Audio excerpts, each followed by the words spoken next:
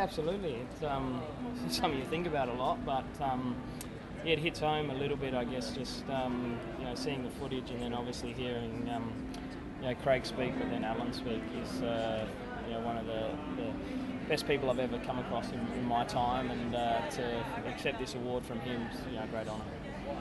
And so, do you feel like like an art, this really embraced by the Australian tennis fraternity, and how does it make you feel to be on the inside, really appreciated? Yeah, well, I'm still trying to play, so normally this stuff happens when you retire, I thought, but it's fantastic. Obviously, as I said in my speech, Newcombe Road, she installed this into me as a 15-year-old, to what it meant to play for Australia and wear the green and gold, and I'd like to think and be remembered when I do retire that I gave 100% every time I stepped on the court for my country, and that's what I pride myself on.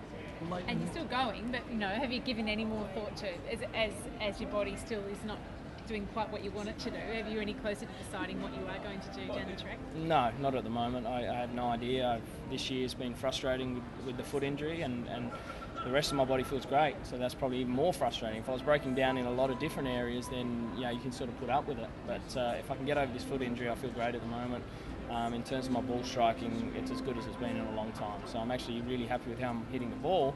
As long as my foot holds up, then hopefully I can keep going. And for me, the Davis Cup obviously hurt, losing to Switzerland, and the way that we lost and coming awfully close. And I felt like it was a fantastic team atmosphere and environment in that tie as well. So that was more disappointing not to get that win against those guys. I felt we put in a lot of hard work.